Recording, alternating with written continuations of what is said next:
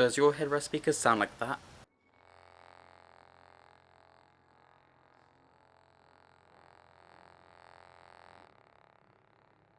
That's because your headrest speakers are blown. Let me show you how to replace them.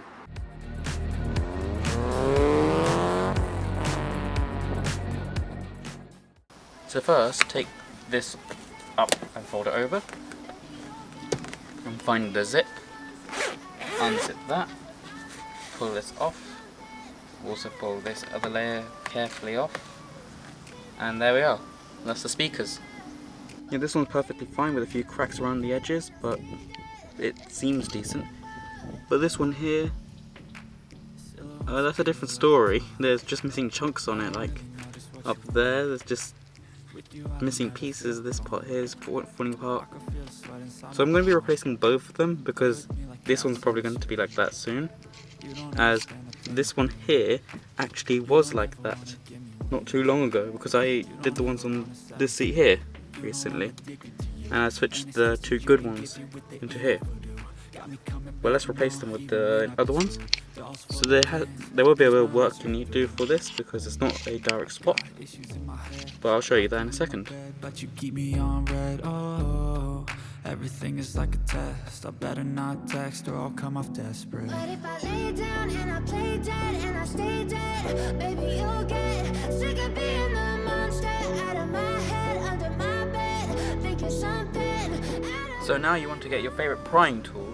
For in my case it's a Torx of some sort, and because it needs to fit in like the corner gap because it's not a perfect gap, so like as you can see, like the bit actually gets stuck in the gap, and that's what you want. So then you can press it in and then pry it, and so that would widen the gap a bit, and look, and there we go. Shimmy that out. So let me show you the issue with these speakers. As you can see, the magnet on the back is like so much bigger, it just physically doesn't go in. And if I compare it with the old ones, yeah, you can see that it's just so much more mass or size compared to that one.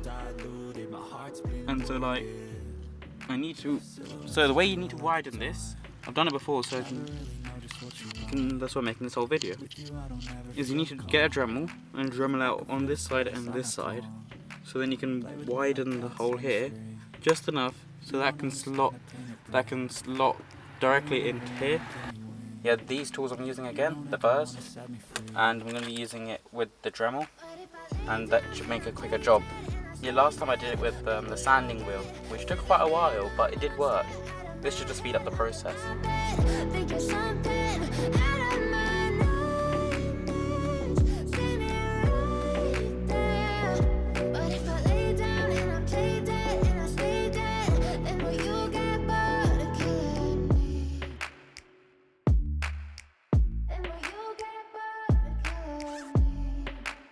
So now it's clean and everything, we can see if this fits. It does nearly go in properly. It gets jammed like about there. And having a look here is because I didn't do it right to the back on this side, and on this side it gets too shallow. But then at least the holes sort of line up on either side.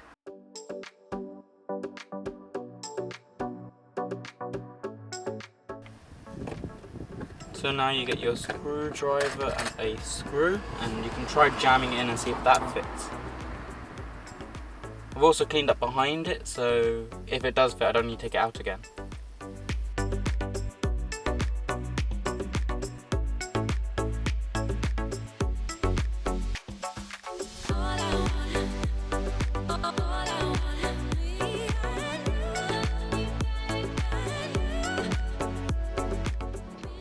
So I was able to get this one in finally. I had to just push this corner in with a screwdriver so it will be more level with the screw hole, and then all the others went in perfectly fine. I just had to adjust it one more time with the Dremel, but it fits fine now, so that's good. Just got to do the same with this one. So as you can see, if I align the speaker like this, so it'll match with the holes, if I tip like that, that's the height sort of change that you need to do, that sort of area. You need to Dremel out on both sides.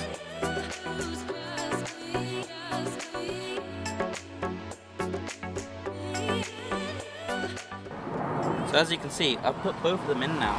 I had to remove this one screw down here because it was just sort of spinning in the hole, and that would lead to more rattles if that stayed. So I took it out and it seems fine wedged in there because the 3 other screws are holding it down. On this side I was able to do all 4 screws, and I had to bend this corner in slightly to fit it in, but now it's actually well secured in.